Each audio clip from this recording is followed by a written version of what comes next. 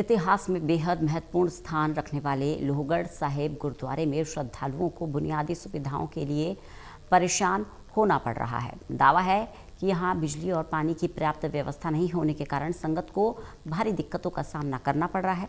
गर्मी के इस मौसम में हालात ऐसे हैं कि पंखे तक नहीं चल पा रहे और श्रद्धालुओं को पानी की बूंद बूंद के लिए तरसना पड़ रहा है। देखिए रिपोर्ट।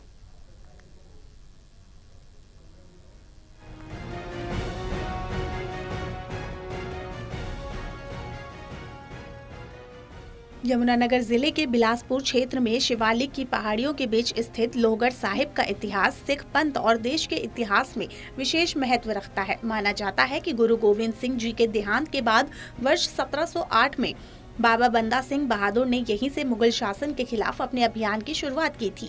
यही कारण है कि लोहगढ़ को खालसा राज की पहली राजधानी के रूप में जाना जाता है। लेकिन इतिहास और आस्था के इस बड़े केंद्र में आने वाले श्रद्धालुओं को आज मूलभूत सुविधाओं की कमी का सामना करना पड़ रहा है।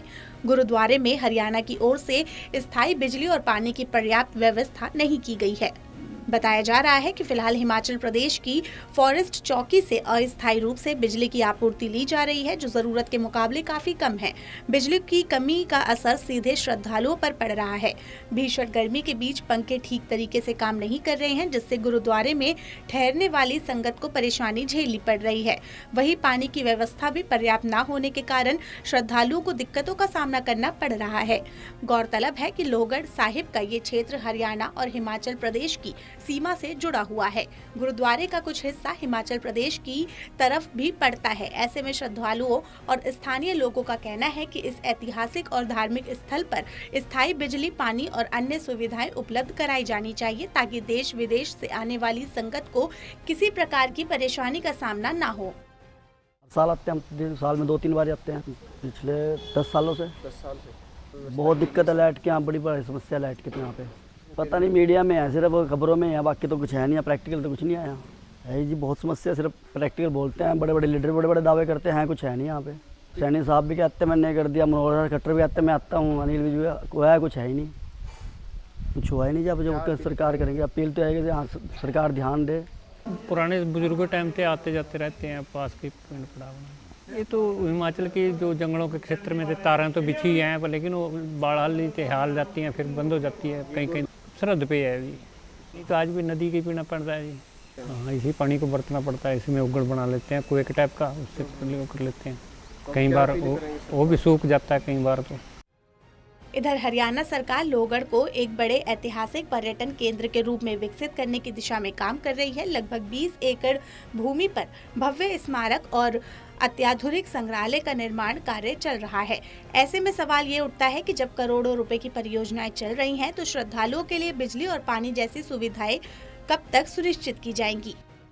पिछले 1 साल से लगातार आ रहा हूँ, तो यहाँ पर कई साल से 1 साल से जो हम आ रहे हैं ना, यहाँ पे हमें देखने को मिलता है कि एक तो लाइट की समस्या बड़ी है यहाँ पे, और दूसरी जो मेन समस्या है पानी की। जितने भी यहाँ पर आसपास से जो भी यहाँ दर्शन के लिए आते हैं, गुरु साहिब पे मत्था टेकने के लिए आते हैं, उनको ज़्यादातर इन चीज़ों की बड़ी समस्या रहती है। मेन जैसे पानी है, पानी के बिना तो कुछ भी नहीं है।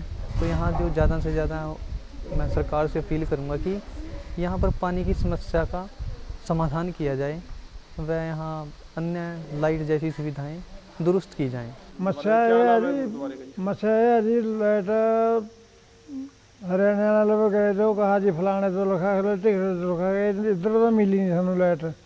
फिर असीं हिमाचल वाले तो कई साल हो गए, हिमाचल ने सानू जंगलात वाले ने सानू लाइट दे रखी इधरों। जो तार हल जा मी इधर बारिश बुरिश कोई हवा ना तार हल जा, वो फिर लाइट नहीं आती, संगत परेशान रहा। पानी की उरे समस्या, ट्यूबवैल नहीं है साढ़े लगे उरे। एक सरकारी अपना कुएँ बने हुए ने, कुएँ से असीं मोटर पा रखी, उत्थों अपना पानी चकते हैं थोड़ा बड़ा।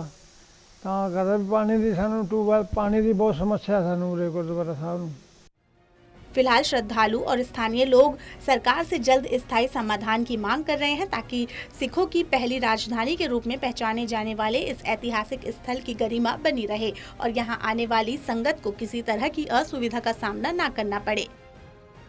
यमुनानगर से टोटल टीवी के लिए राहुल सहजवानी की रिपोर्ट।